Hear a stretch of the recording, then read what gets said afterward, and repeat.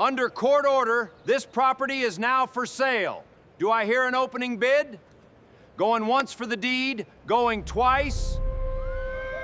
That morning, the entire town of Liberty gathered in front of the old courthouse. A cabin and a piece of land, roughly 12 acres, about 5 hectares, were up for auction. The starting price, 12 cents. The crowd murmured, then fell silent. No one moved. The well-heeled traders, the wealthy ranch owners, they all stood frozen like statues. Only Gideon Hale, a rough around the edges rancher with dust-worn clothes, slowly raised his hand. 12 cents. His hoarse voice rang out. Every head turned, but instead of envy, what filled their eyes was pity, as if the man had just stepped willingly into a trap with no way out. "Do I hear anything higher?" the auctioneer called out, his voice echoing awkwardly. No one answered. The gavel came down. Thud. The cabin now belonged to Gideon Hale on the horseback ride back. Gideon could still feel those eyes trailing him like they were whispering a final warning. Do not go there. But Gideon had nothing left to lose. A 12-cent cabin with land, a well, and an old barn, just enough to start again with his scrawny herd of cattle. The dirt road led into sparse woods. In the distance, the cabin's wooden gate stood quietly among tall grass. Gideon pulled the res, his heart sinking slightly. Hanging at the gate was a body. It was an Apache woman, but not just any woman. She was enormous, taller, and broader than any man Gideon had ever seen. Her shoulders were wide, her legs so long they nearly touched the ground, even strung up from the overhead beam. Her face was smeared with dust and blood. Her eyes were still cracked open, trembling in search of breath. Gideon tightened his grip on his knife and stepped quickly toward the gate. The 12-cent cabin he had thought was a lucky break was now revealing a secret far more terrifying than any whisper ever told. What would you feel if you were the one to witness such a scene? Tell me in the comments below. The bright steel knife sliced clean through the rope. The girl's heavy body collapsed like a felled tree, forcing Gideon to step back, his knees sinking into the dirt. He was a man used to wrangling wild bulls on the open range, but he had never caught the full weight of a woman built with such sheer strength and muscle. She lay still on the dry grass, breathing in ragged bursts, her broad chest heaving like it might burst open. Gideon tore a strip from his old shirt and wrapped it around the raw, bleeding rope burned on her neck. His hands trembled slightly. He could not tell if it was from the strain or the strangeness of holding a life this mighty in his arms. "Hang on, girl," Gideon muttered, his voice rough like gravel under a boot heel. Her dark eyes cracked open deep and burning with fury and pain. She tried to speak in Apache. He could not understand a word, but he recognized that look. It was a plea for life. He reached for the cowhide canteen at his hip and dribbled a few drops of water onto her cracked lips. Her throat moved faintly, and her breathing started to steady. Gideon crouched beside her, glancing up at the cabin's gate, the rope mark still etched in the beam. Dried blood smeared across the weathered gray wood. A scene left behind like a warning to anyone foolish enough to step near. He swore under his breath. This 12-cent cabin was no bargain. It was a trap. As the sun dipped low, Gideon dragged the girl into the cabin. The little wooden house was thick with dust, its windows boarded shut, but the floor was solid, and cold ashes still lingered in the stove. It did not feel like a place left untouched for 15 years, as the town rumors had claimed. He laid her down on a worn wooden table and pulled a blanket over her shoulders in silence. Gideon studied her face. She was not a stranger. He had heard stories at the fur trading posts. Naley, granddaughter of Chief Whitehawk, warrior blood, towering tall, just like the legend said. But what was she doing strung up at the gate of this cabin? And who would be cruel enough to do that to the granddaughter of an Apache chief? Gideon stepped out onto the porch, squinting into the fading light.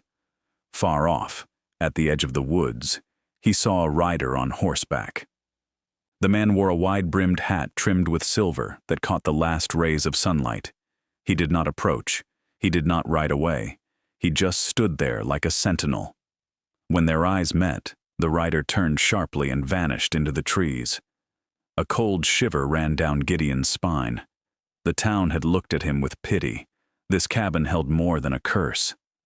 Someone was watching, waiting, and now he had pulled a living witness down from death's noose. Inside, Nellie stirred. Her voice was rough, barely a whisper, but one English word came through. Danger. They will come back. Gideon clenched his callous hands. This worn-out rancher had never wanted to be part of someone else's fight. But with a 12-cent cabin and a dying giant of a girl now in his care, he knew his days of peace were over. That night, Gideon barely slept. Inside the small cabin, the flickering firelight from the wood stove danced across cracked wooden walls. The giant Apache girl lay wrapped in blankets, occasionally groaning, her eyes fluttering open, then slipping shut again. Every time she stirred, the old wooden bed creaked like it was about to snap in two. Gideon sat beside her, his Winchester rifle within reach. He had grown used to prairie wolves, cattle thieves, and countless lonely nights beneath the stars. But now a different kind of unease throbbed behind his temples. Who in their right mind would hang a giant girl at the gate like some sick spectacle? And why had the whole town stayed silent? As dawn broke, Gideon knew he had to ride into town. Nellie needed medicine, clean water, and fresh bandages. He left her inside, locked the door, and took the dirt path back to Liberty. When he stepped into the general store, a strange tension hung in the air. Conversation stopped. A few women pretended to browse fabric, but their eyes kept darting toward him. Gideon walked straight to the counter and pulled a few coins from his pocket. I need bandages, antiseptic, and some food. The storekeeper, a wiry man with trembling hands, quietly packed the supplies without a word. He set the bag on the counter, and with a whisper barely above a breath, he asked, "The cabin." At Crow's Gate, Gideon gave a slow nod. The entire store seemed to hold its breath. An old woman dropped her sewing basket. Spools of thread rolled across the wooden floor. Just then, the back door swung open. A tall man stepped in, his wide-brimmed hat rimmed with silver catching the light. It was him, the rider Gideon had seen, watching from the forest's edge. His gaze was sharp as a blade, his callous hand resting near the grip of his gun. Fletcher Knox. He introduced himself, voice as polished wood. "Heard, you made an interesting little purchase." Gideon said nothing. He gave a curt nod, his silver-gray eyes cold. Fletcher dropped a leather pouch onto the counter. It landed with a heavy thud, the unmistakable clink of metal inside. $500. That is thousands more than what you paid. Hand the cabin over to me tonight. The store went still. The shopkeeper flinched, dropping a glass jar of preserves. It shattered across the floor. Everyone in that room knew what that cabin was, and now they were waiting to hear what Gideon would say. Gideon's hand tightened on the saddle strap slung over his shoulder. His steely eyes locked on Fletcher. $500 for a rotting shack. You must be buying something else. Fletcher smiled, but it was a smile cold as forged steel. I am buying your good sense. That cabin is not for a man who wants to live long. In that moment, Gideon could hear the fearful murmurs around him. Fletcher's words were not just a warning. They were a death sentence spoken plain and direct to his face. By the time Gideon returned to the cabin, the sun was already dipping behind the distant mountain range. He carried a heavy sack in one hand, Fletcher Knox's cold warning still echoing in his mind. His horse let out a soft snort as they approached the gate, the same gate where a body had hung just the day before. Gideon glanced up. The rope had been cut, but the dried blood still stained the wood. A chill crept down his spine. Inside, the flicker of the stove's fire cast golden shadows across the cabin's wooden walls. Nellie, the giant Apache girl, was awake. She sat leaning against the wall, her deep black eyes fixed on Gideon. In the dim light, her form came into full view. Broad warrior shoulders, long arms, powerful muscles laced with bruises, a fierce blend of raw beauty and brutal violence. "You saved me," she said, her voice, her English broken but clear. Gideon set the bag down and poured her a cup of water. "I just could not stand to see a human being treated like an animal." Nayeli drank slowly, each sip deliberate. Then she spoke again, her words slicing the air like a blade. "I am the granddaughter of White Hawk, chief of the Apache. They captured me to force our tribe to give up our land. This cabin is a message." Gideon frowned. "A message?" She nodded, her large hand clutching the edge of the blanket. "They hung me at the gate to make a point. This cabin used to belong to a white man named Samuel Hartwell. He found forged land documents, proof that traders and judges had sold stolen ground. He hid the evidence here, and they killed him." Gideon felt the weight of her words settle in his chest like ash, and those papers, they might still be here. Na looked around the room. Her gaze drifted toward the center of the wooden floor. "I do not know, but they believe so. And me? I was just a hostage meant to keep the tribe silent." Outside, the wind howled through the rotting boards, carrying faint sounds of hammering. Someone was setting up camp nearby. Gideon peered through the narrow window slit and spotted shadows of horses moving through the darkness. Fletcher had not been bluffing. He had sent men to watch. Gideon turned back. His eyes met hers. In those deep black eyes, the fire had returned. Not the hopeless flicker of a dying soul, but the blaze of Apache warrior blood. "You saved me," Nayeli said, her voice stronger now. "So now you must fight with me. If not, we will both end up hanging at that gate." Gideon clenched his jaw, his hand instinctively resting on the grip of his rifle. He was just a weary rancher looking for a quiet place to settle with his scrawny cattle. But now this 12-cent cabin had become a gateway into a storm of blood and fire. "Thank you for being here," he said. "If this story stirred something in you, memories of old days, dusty evenings, the echo of hooves pounding in your chest, go ahead and subscribe to my channel so that every day we can sit together again, and I will tell you another story from the West." Night fell fast, like a velvet curtain drawn tight across the prairie. Gideon sat by the window, his Winchester laid across his knees, eyes fixed on the blackness beyond the gate. The fire in the stove had died down, leaving only faint embers casting Nayeli's shadow across the cracked wooden wall.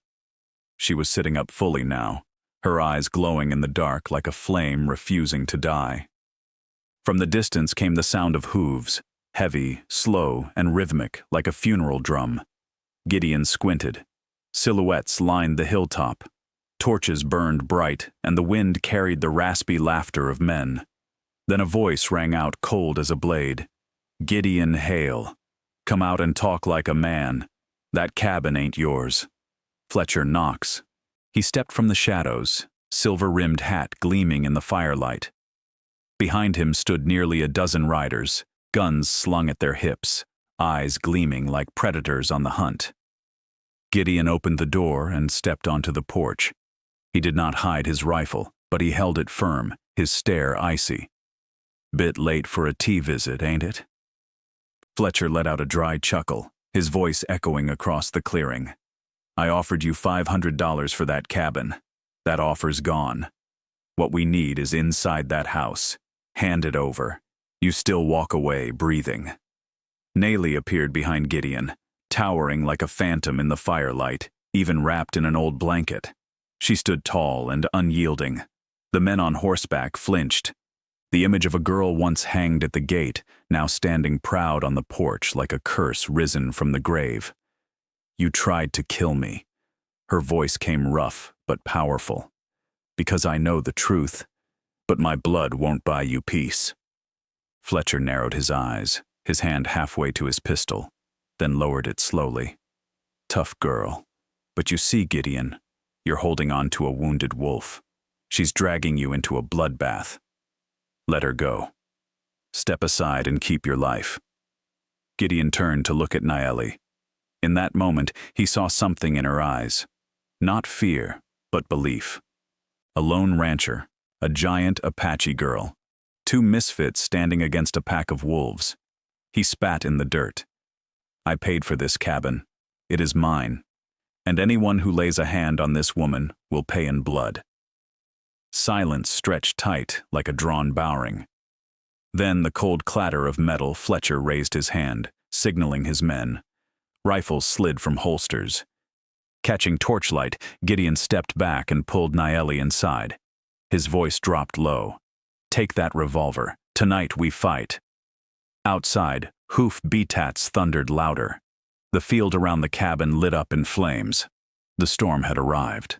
The heavy pounding on the wooden door sounded like a coffin being nailed shut. Then came the first hail of bullets screaming through the air, tearing holes through the cabin walls. Splinters flew like sparks. Gideon tackled Neely to the floor, and his Winchester roared back, blasting one of the attackers off the fence line. Gunham smoke thickened the small cabin like a fog. Every time Gideon fired, he heard the curses and snarls of men outside. They were not holding back. They meant to drown the cabin in blood. Nayeli, though still weak, clutched the Colt he had handed her. Her large hands trembled but held firm. Her fingers squeezed the trigger. Bang! Another man dropped at the gate, his body falling exactly where she herself had once hung. The cabin gate had now become a boundary marked in blood. There's too many of them, Gideon growled, sweat and powder dust streaking his brow. He flipped a wooden table on its side as a barricade, slamming more rounds into his Winchester. The cabin secret was still buried, and whoever was pulling Fletcher's strings would be far more dangerous. Dawn painted the prairie blood red. Smoke still curled from the roof of the cabin, but the fire had been put out by buckets of water brought by the Apache tribe. The bodies of horses and fallen men lay scattered around the fence line, the air thick with the scent of gunpowder and scorched ash. Gideon sat slumped on the porch steps, breathing heavy, his callous hands still trembling from the blood-soaked night. In front of him knelt Chief Whitehawk, long silver hair flowing, eyes old but burning bright as he wrapped his arms around Nayeli. The giant girl bowed her head, her powerful arms clinging to her grandfather, tears mixing with soot and sweat as they streamed down her sun-darkened cheeks. My granddaughter lives, but the enemy will return, Whitehawk said, his voice a low thunder. He looked Gideon in the eye. This cabin, hide something they want buried forever. He saved what was left of his own humanity. Sometimes one small act of courage is all it takes to spark the path to justice. And that perhaps is the greatest truth this story holds. Justice always begins with the choice of an ordinary man. You don't have to be a governor. You don't have to be a general. You just have to be willing to say no to what is wrong and stand beside those who are too often left alone. Even a broke rancher can shift the weight of an entire land out west where gunfire and dust decide fate. The one thing that endures is not gold, not land deeds. What remains is the voice of what is right. And once that voice is raised, even the wolves step back once again.